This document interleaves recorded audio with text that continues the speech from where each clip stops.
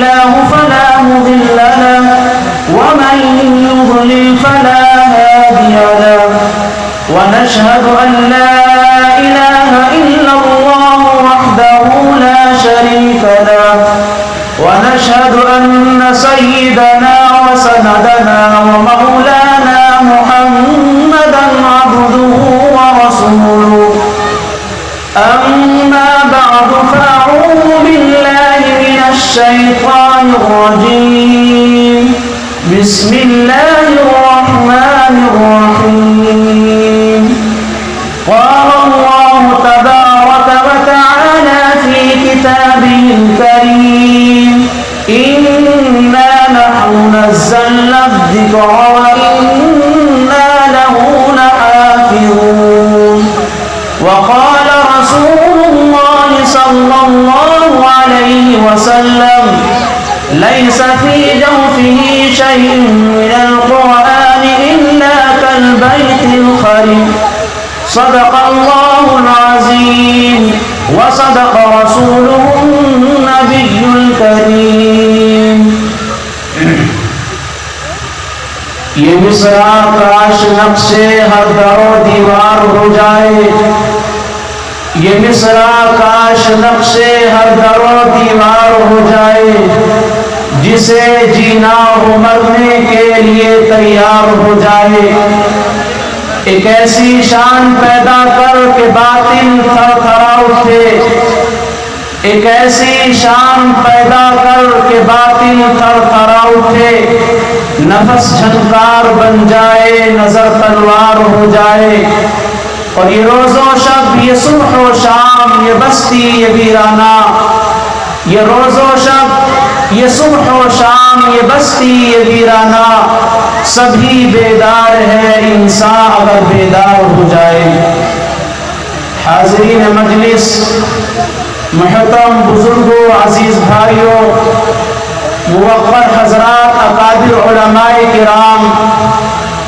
خصوصاً استاد الاساتذہ جناب حضرت اقدس حضرت قاری محمد اعزاز صاحب دامت برکاتہم العالیہ اور دیگر اکابر علماء اور اساتذہ کرام کی موجودگی میں کچھ کہنا کچھ سننا اور کچھ کہنے کی جسارت کرنا میرے لیے سورج کو چراغ دکھانے کے متراجم ہے یقیناً آپ نے مجھ سے قبل اکابر علماء کرام کی قیمتی نصیحتیں قیمتی باتیں گوش گزار کی اللہ رب العزت سے دعا ہے کہ مالک کونین ہم سب کو ان باتوں پر عمل کرنے کی توفیق عطا فرمائے محترم بھائیوں مجھ سے قبل اکابر علماء کرام نے آپ حضرات کے سامنے قیمتی دین کی باتیں کی اکابر علماء کرام نے نماز کے تعلق سے روزوں کے تعلق سے قرآن کے تعلق سے اسلام کی عظمت اسلام کی اہمیت مدارس اسلامیہ کی اہمیت اور حافظ قرآن کے تعلق سے بہت ساری باتیں آپ حضرات کے گوش گزار کی یقیناً اللہ تبارک و تعالیٰ کا ہمارے اوپر اللہ تبارک و تعالیٰ کا ہمارے اوپر لاکھ لاکھ یہ احسان ہے کہ اللہ تبارک و تعالیٰ نے ان علماء کرام کی باتیں سننے ان علماء کرام کے واعظ و نصیحات سننے کا موقع فراہم کیا اللہ کا احسان جانیے کہ اللہ نے ہمیں وہ موقع عنایت کیا کہ ہمارے درمیان علماء کرام تشریف لاتے ہیں علماء کرام دور دراز سے سفر کر کے آتے ہیں تاکہ امت مسلمہ اور مسلمان وہ قوم جو آج دینی راہ سے ہٹتی چلی جا رہی ہے وہ امت مسلمہ جو دینی راہ سے دور راستہ اختیار کر چکی ہے تاکہ ان کے سامنے جا کر ان کے درمیان جا کر رب کا وہ کلام رب کا وہ پیغام جو اللہ تبارک و تعالیٰ نے اپنے پیارے نبی کے اوپر نازل کیا ہے رب کی وہ کتاب جسے میں اور آپ قرآن مجید کے تعلق سے جانتے ہیں جسے ہم اور آپ قرآن کے نام سے جانتے ہیں وہ قرآن کریم جو آج مسلمانوں کی زندگی سے نکل چکی ہے وہ قرآنی احکام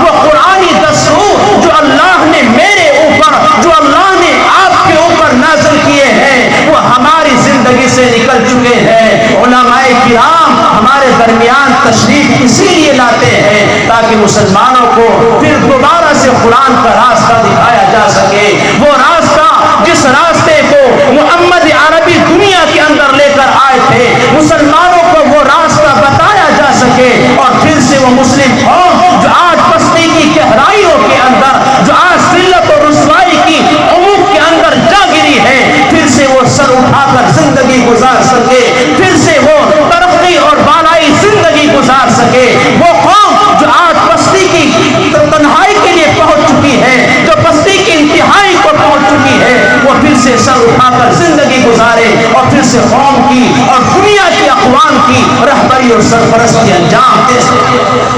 میرے بھائیوں، وقت انتہائی مختصر ہے۔ قرآن کریم کی ایک آیت آپ حضرات کے سامنے پڑھی، جس آیت کے تعلق سے اللہ رب العزت ارشاد فرماتے ہیں اِنَّا نَحْنُ نَزَّلْنَا الذِّكْرَ وَإِنَّا لَهُ لَحَافِظُونَ۔ میرے بھائیوں، اللہ تبارک و تعالیٰ نے اسلامی جو احکامات نازل کیے ہیں، خواہ وہ نماز کا مسئلہ ہو، خواہ وہ زکوٰۃ کا مسئلہ ہو، خواہ وہ میت کا مسئلہ ہو، خواہ وہ زندگی کا مسئلہ ہو، خواہ وہ میراث کا مسئلہ ہو، خواہ وہ بیاہ اور شادی کا مسئلہ ہو، ہر ایک مسئلے کا تعلق مسلمان کی زندگی کے ایک ایک گوشے کا تعلق، ایک ایک عمل کا تعلق وہ قرآن کریم سے ہے، وہ اللہ کے کلام سے ہے۔ اللہ تبارک و تعالیٰ نے قرآن کریم کو نازل فرمایا، اور جو احکامات نازل کیے ہیں، جو طور و طریقے اللہ تبارک و تعالیٰ نے امت محمدیہ کو بتائے ہیں، اس کے بعد اللہ نازل کرنے کے بعد ارشاد فرماتا ہے جو نماز کا طریقہ ہے،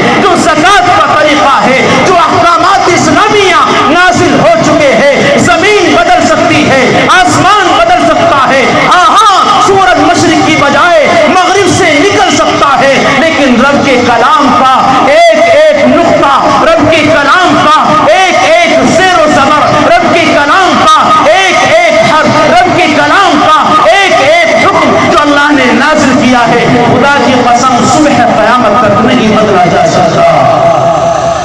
عزیزان محترم، اور کیوں نہ ہو، اللہ قرآن کریم کے اندر خود ارشاد فرماتا ہے اِنَّا نَحْنُ نَزَّلْنَا الذِّكْرَ، قرآن ہمارا کلام ہے، قرآن ہماری کتاب ہے، قرآن اللہ کا پیغام ہے، قرآن کسی انسان کا کلام نہیں ہے، قرآن کسی انسان کا بنایا ہوا پیغام نہیں ہے، بلکہ قرآن آسمانوں سے نازل ہوا ہے، قرآن اللہ کی کتاب ہے، قرآن اللہ کا کلام ہے۔ آگے اللہ نازل کرنے کے بعد ارشاد فرما رہا ہے وَإِنَّا لَهُ لَحَافِظُونَ، کہ قرآن کی حفاظت کا ذمہ بھی ہمارا ہی ہے، قرآن کی حفاظت کا وعدہ بھی ہمارا ہے۔ میرے بھائیوں،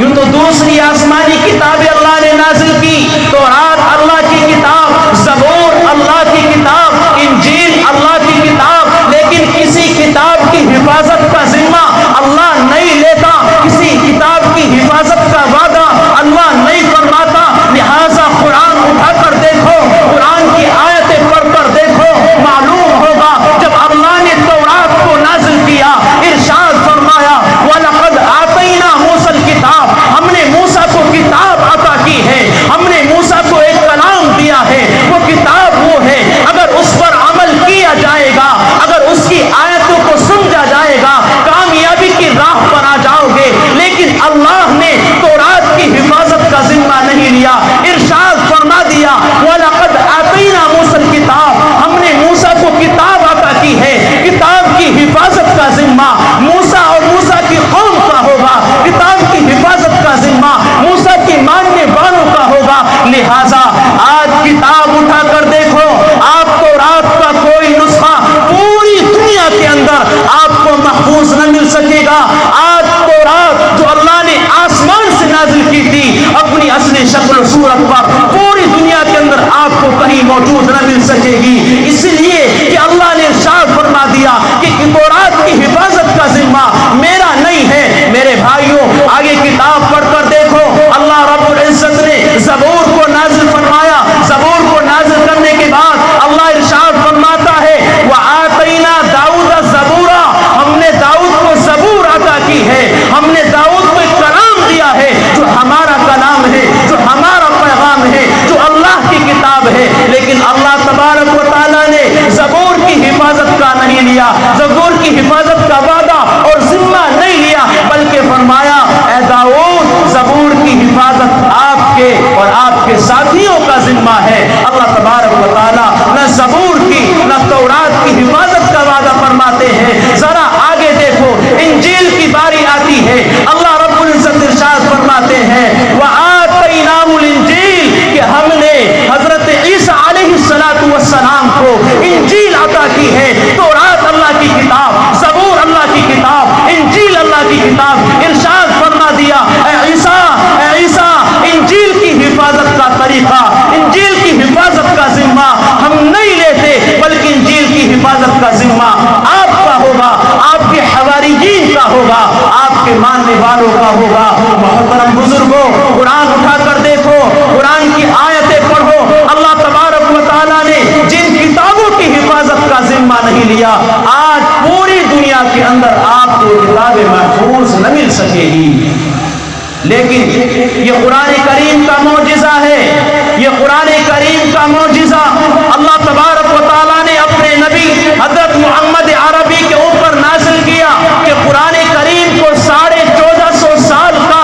ایک طویل زمانہ گزر چکا ہے, ایک لمبا زمانہ بیت چکا ہے, لیکن قرآن جن حروف کے ساتھ نازل ہوا تھا, جن سکنات کے ساتھ نازل ہوا تھا, جن زیر و زبر کے ساتھ نازل ہوا تھا, جن مدات کے ساتھ نازل ہوا تھا, جن حروف کے ساتھ نازل ہوا تھا, جن احکام کے ساتھ نازل ہوا تھا, رب کعبہ کی قسم قرآن کل بھی وہی تھا, قرآن آج بھی وہی ہے, اور قرآن صبح قیامت تک وہی رہے گا. اس کے ایک زیر و زبر کے اندر, اس کے ایک حرف کے اندر, اس کے کسی حکم کے اندر تبدیلی نہ کی جا سکے گی, اس کے اندر کوئی تحریف نہ کی جا سکے گی. تاریخ گواہ ہے, قرآن گواہ ہے کہ قرآن کریم آج بھی 1450 سال کا طویل زمانہ گزرنے کے بعد بھی محفوظ ہے.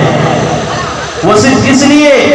کہ اللہ تبارک و تعالیٰ نے جب قرآن کریم کو نازل فرمایا تو ارشاد فرمایا اے نبی آپ کی حفاظت کا ذمہ قرآن کریم کا نہیں ہے, بلکہ قرآن کریم کی حفاظت کا ذمہ ہمارا ہے. میرے بھائیوں, اور یہ قرآن کریم وہ کتاب ہے, یہ قرآن کریم حالات سے گزر کر آ رہا ہے. جب سے قرآن نازل ہوا ہے اس زمانے سے لے کر آج تک کوئی زمانہ, کوئی دور, کوئی وقت ایسا نہیں گزرا جب قرآن کریم کے خلاف پلانگیں نہ کی گئی ہو,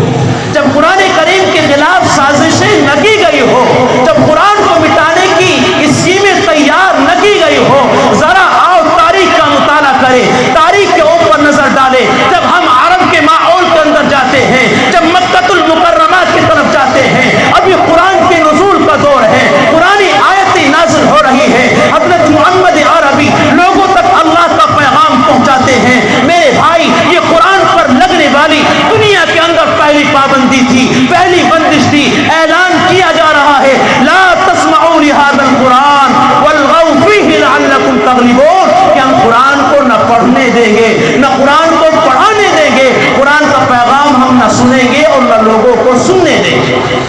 قرآن کریم کے نزول کا زمانہ ہے, قرآن کریم کا ابتدائی زمانہ ہے.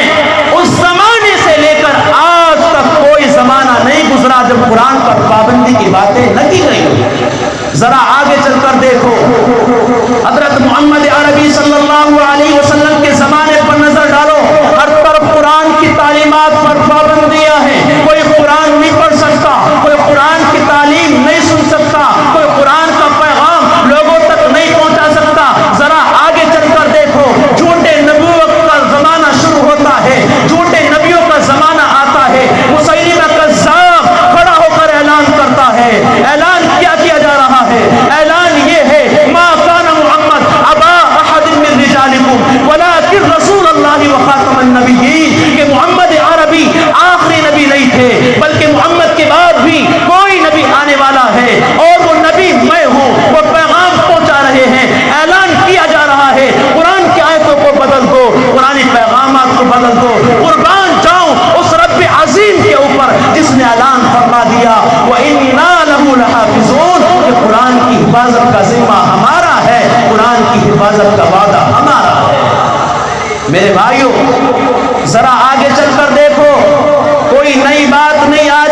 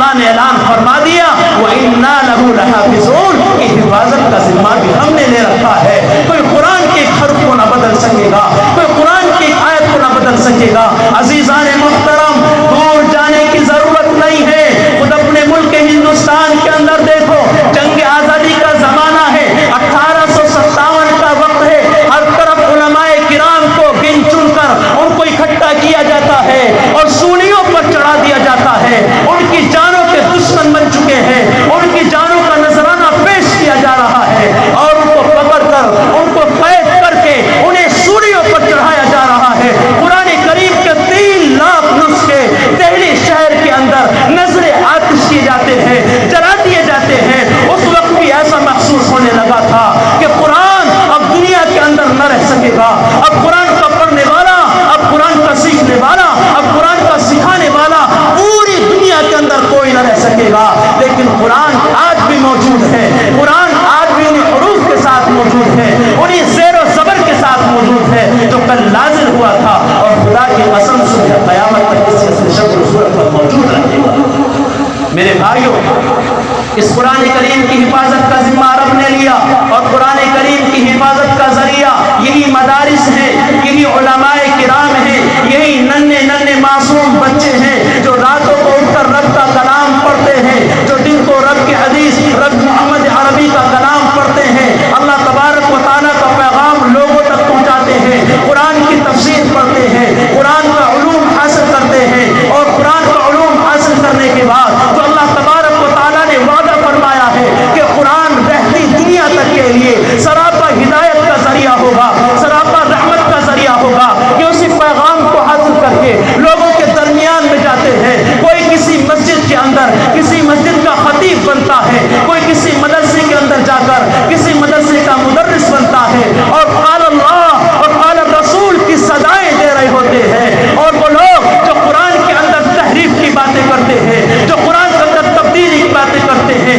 ہاں آج بھی ایک فتنہ کھڑا ہوا ہے, آج بھی ایک ملعون کھڑا ہوا ہے, آج بھی ایک شیطان کھڑا ہوا ہے, آج بھی خبیث کھڑا ہوا ہے جس کا نام وسیم رضوی ہے, جس نے اعلان کیا ہے کہ نعوذ باللہ قرآن سے 26 آیتوں کو ختم کر دیا جائے, قرآن سے 26 آیتوں کو نکال دیا جائے. یہ وہ آیتیں ہیں جن آیتوں کی وجہ سے دنیا کا امن خطرے کے اندر ہے. یہ وہ آیتیں ہیں جن آیتوں کی وجہ سے پوری دنیا کا امن و امان خطرے کے اندر پہنچ چکا ہے. نہیں نہیں, قرآن امن کی کتاب ہے, قرآن محبت کا پیغام ہے, قرآن اخوت اور بھائی چارگی کا درس دینے والا کلام ہے. میرے بھائیوں, ذرا تاریخ پر تو نظر دوڑا کر دیکھو, ذرا تاریخ کا تو مطالعہ کر کے دیکھو. جب قرآن کریم نازل ہو رہا ہے, قرآن کریم کے نزول کا زمانہ کون سا ہے؟ قرآن کریم اس زمانے کے اندر نازل ہو رہا ہے جہاں عرب کے اندر ہر طرف جہالت ہی جہالت ہے, جہاں ایک دوسرے کی جان لے لینا کوئی جرم نہ سمجھا جاتا تھا, جہاں ایک دوسرے کی عزتوں کو پامال کر دینا کوئی غلط خیال تصور نہ کیا جاتا تھا, جہاں